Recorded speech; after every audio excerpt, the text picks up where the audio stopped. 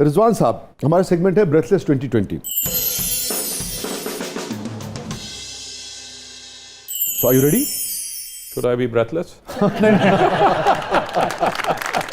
वैसे सर सच्ची बात ये है कि वो बिला वजह की तारीफ नहीं करनी चाहिए, मगर पता है आपको, मैं उन लोगों में से हूँ जो आपके काम को बहुत हम देखते हैं, लाजबात एक साफ़ी के हैसियत से भी देखते हैं। ये बड़ा कंट्रीब्यूशन है आपका, जो आपने इस मुल्क को ये एक एतमाद दिया है कि अच्छे इदारे चल सकते हैं, बन सकते हैं, चल सकते हैं और मेरिट के ऊपर काम कर सकते हैं। तो आपने काम तो ब्रेथलेस ही किया है। क्या आपको इसकी दाद देनी चाहिए। अच्छा जी, रावी। ओह, रावी पसंद है आपको? बिल्कुल जी, बहुत यार, पसंद है। रावी वही है जो जब आप एडिसन में पढ़ते थे उस जमाने में था या बदल गया? रावी जो है, हमारा किंग एडवर्ड मेडिकल कॉलेज की बकायदा एक टीम होती थी और वहाँ पे किश्तियाँ थी और क्या रावी था। और उसमें दोपहर को 2 बजे जैसे ही हमने कॉलेज से फारिग होना तो मैं सीधा जो जाता था रावी पे, 1 घंटा मैंने रोइंग करनी, 12 दरी से चलना और वो पुराना जो था वो उसको क्रॉस। अब तो वॉक करके जा सकते हैं और अब वहाँ पे वॉक करके जा सकते हैं और वहाँ से जो स्मेल और जो पानी है वो सारा वो रहा ही नहीं। अनफॉर्चुनेट। सो इट्स बहुत अफसोस होता है। अब मैं जब वहाँ से गुजरता हूँ और वो याद करता हूँ तो वो बहुत दुख और अफसोस होता है। रिजवान साहब, ये अल्लाह ताला ने हमें क्या खित्ता दिया था, क्या लोग दिए थे, अपने लोगों के साथ, अपनी नेचर के साथ हमने क्या किया है? बस ये एक और बहुत बड़ा लम्हा फिक्रिया है कि देखिए, पुराने जो गाँव थे वो कच्चे होते थे घर, लेकिन ठंडे थे। हाँ, जो एनवायरनमेंट फ्रेंडली थे। वहाँ पे आपको दरख्त मिलते थे, 2-3 दर्जे आपको टेम्परेचर कम होता था जब आप वहाँ पे जाते थे। आज और नालियाँ होती थी, वो ओपन होती थी और साफ होती थी, यानी और उसकी साइड पे चूना भी होता था। इवन गाँव अंदरून शहर चले जाएं, आज वो 70s के बाद अब आप जब गांव में जाते हैं, किसी भी शहर में एंटर हो रहे होते हैं, छोटे शहर में अगर आप जा रहे हैं तहसील में, तो साइड पे आपको पड़ा हुआ सिर्फ कूड़ा मिलता है। जी जी। और लोग भी अपना घर साफ करते हैं और इवन गांव में भी उन्होंने जिस तरह है सारा कूड़ा अपने घर के बाहर फेंकना। अच्छा, उसमें रिजवान साहब एक जो तकलीफ दे बात है ना, गांव के लोग भी वहाँ निस्बतन सादा लोग ज़्यादा हैं, जो सो कॉल्ड पॉश आबादियाँ हैं जहाँ ये तासुर है कि भाई बड़े पढ़े लिखे लोग रहते हैं, तासुर है, वहाँ पे भी आप चले जाएं तो हर दूसरी तीसरी गली में आपको गंद नजर आएगा। जी, शहरों में तो फिर भी वेस्ट मैनेजमेंट अथॉरिटीज चूंकि बन गई तो उठा लेती हैं। हाँ। लेकिन जब आप बाहर जाते हैं और गाँव की सतह वो तो उठा लेती हैं, मगर हम जो अपना काम करते हैं वो तो जी हमारे लिए सबसे बड़ा प्रॉब्लम आता है। अब जब देखिए बारिशें होती है, हम पूरे सैलाब के बाद से हम सारे मैनेज करते हैं। हमने सतलुज में जब आया पिछले साल तो 3,18,000 लोगों को हमने बार वक्त निकाला, उसकी वजह से कोई डेथ नहीं हुई। तो वहां से कसूर से लेकर बहुत बड़ी बात है, पूरा ऑपरेशन डे एंड नाइट बहुत बड़ी, माशाल्लाह। लेकिन सबसे बड़ा मसला आता है शहरों में। शहरों में क्या किया हमने, इतना जुल्म किया है कि हमारे कोई जब ये गटर में गिर जाता है ये नाले में, तो जिस वक्त वो निकालने हमारे रेस्क्यूअर्स जाते हैं तो जितना उसके अंदर गंद पड़ा होता है आप तस्वुर नहीं कर सकते। लोगों ने क्या किया है, वो गंद जो ब्लॉक करता है, अपना घर हम साफ करके बाहर या सड़क पे फेंकते हैं और अगर करीबी आपको कोई नाला मिल गया तो उसके अंदर जाके फेंकते हैं। रिजल्ट क्या है कि वो नाले और वो गटर सारे ब्लॉक्ड होते हैं। जैसी बारिशें होती हैं वहाँ पे पानी खड़ा होता है, 2 साल बाद वो सड़क टूट जाती है। वो देखिए ना, एक होता है कत्ले अमद, एक होता है कत्ले खता। आप डायरेक्ट अगर किसी को नहीं भी मारते, मगर आपकी किसी गलती की वजह से, गफलत की वजह से, आपकी किसी ज्यादती की वजह से कोई शख्स अगर नुकसान उठाता है और मारा जाता है तो कहीं ना कहीं आपको तो उसका यहाँ दुनिया में ना भी देना पड़े, वहाँ तो हिसाब देना पड़ता है ना। आप पत्थर फेंक दें, उससे कोई गिरे और मर जाए तो सोशल मीडिया के जरिए, बल्कि मैं आपसे भी रिक्वेस्ट करूंगा चूंकि आप मीडिया से मुंसलिक हैं, तो इस किस्म की भी हमें चीज़ें बनाकर उसकी अवेयरनेस लेकर आनी है कि इस नुकसान का कौन जिम्मेदार है। और वही चीज़ों पे बार बार जो पैसा लग रहा है उसका नुकसान हो रहा है, उसका किसी को फ़ायदा नहीं। बिल्कुल दुरुस्त कहा आपने। और अभी आपने जिम्मेदार शहरी की बात की, तो ये फरमाइए कि लोगों की ट्रेनिंग के हवाले से कोई प्रोग्राम आपने तश्कील दिया, उस हवाले से कोई काम किया कि नहीं किया, या ये आपके जो 20-22 हज़ार लोग हैं बस यही सिर्फ अपना काम कर रहे होते हैं? कम्युनिटी इमरजेंसी रिस्पांस टीम बनाई, खास तौर पे रूरल एरियाज में। अच्छा। क्योंकि वहाँ पे पहुँचने में टाइम लगता है, तो वहाँ के लिए हमने टीमें बनाई हैं जिनको हम ट्रेन करते हैं ताकि इमरजेंसी हो तो फौरन उनको हम लाइन पे ले लें और वो रिस्पांस कर दें। और कितना काम हो चुका है हमारी जी इंशाल्लाह सारी इसी साल के अंदर अंदर तमाम यूनियन काउंसिल्स ऑफ पंजाब के अंदर हमारी 12 मेंबर कम्युनिटी की इमरजेंसी रिस्पांस टीम्स जो है वो हर यूनियन काउंसिल में 12 हर यूनियन काउंसिल में फंक्शनल होगी। और खासूसी तौर पर ये रूरल एरिया। और आपने कोई इक्विपमेंट भी फराहम किए हो? नहीं, उनको बेसिक इक्विपमेंट, एक बेसिक फर्स्ट एड किट बना देते हैं ताकि एम्बुलेंस वगैरह नहीं है अभी। एम्बुलेंस नहीं, अगर कल को गाड़ी होगी या अपनी कोई वैन वहाँ पे रखते हैं, हम उनको जो सपोर्ट कर सकते हैं हमारे करीबी, क्योंकि हर अब तहसील लेवल पे स्टेशन मौजूद है, उसके साथ वो राब्ते में होते हैं और अगर बड़ा साने आए तो वो फौरन रिस्पॉन्ड कर जाएंगे। तो बेसिक इमरजेंसीज जिस तरह कभी पेट में दर्द हो गई, कभी उनके जल रहा है, तो वो ऐसी सूरत हाल में उनकी जलन को कम करने के लिए एडिसन के शरारती नौजवान जो है आए हैं।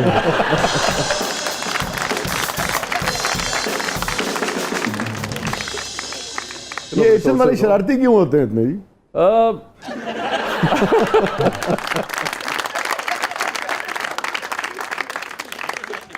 अच्छा चलें, एडिसन या केई?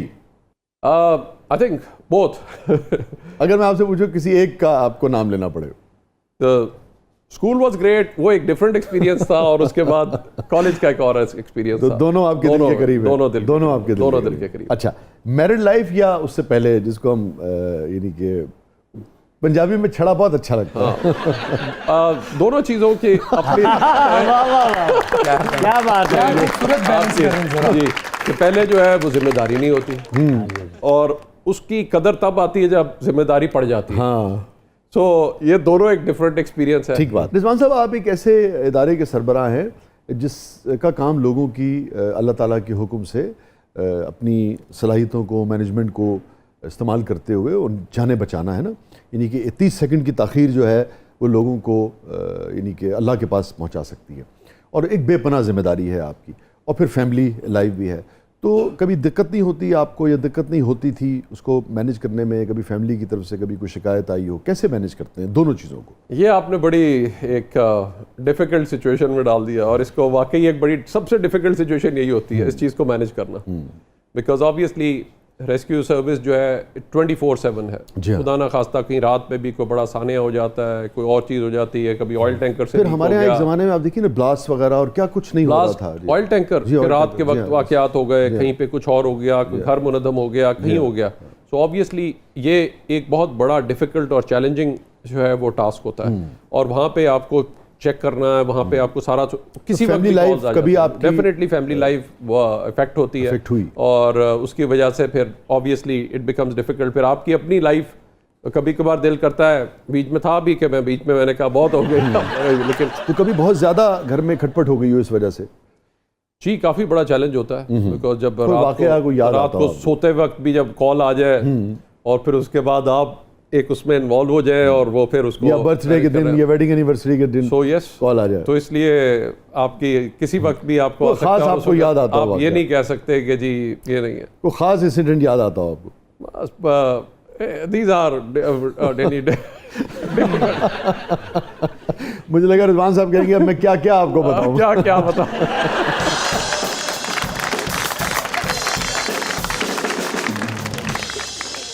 अच्छा, लेकिन फिर आपको या आपकी फैमिली को रिजवान साहब कैसा महसूस होता होगा?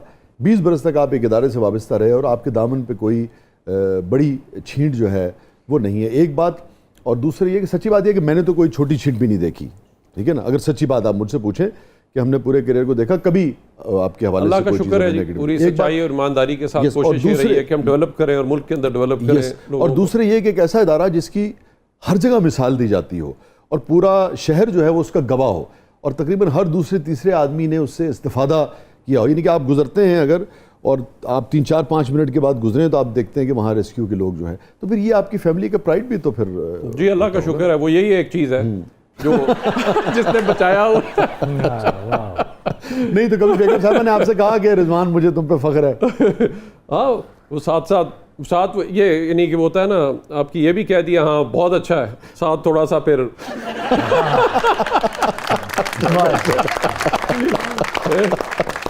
तो इसलिए वो साथ मिक्स एंड मैच चल रहा था। जिस तरह आज आप मिक्स एंड मैच कर रहे हैं, उसी तरह मिक्स एंड मैच हो सकता है।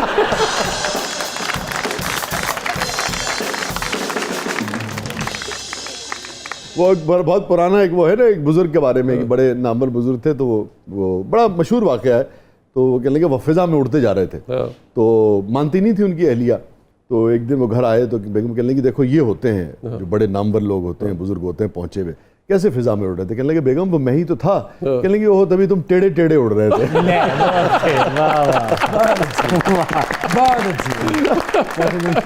स्टे विद अस, कहीं नहीं जाइएगा। छोटे से वक्फे के बाद वापस आते हैं।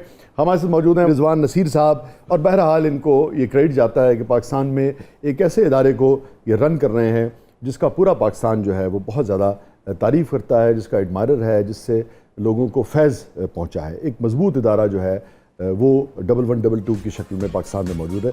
हमारे साथ मौजूद रिजवान नज़ीर साहब, आप देख रहे हैं ज़बरदस्त।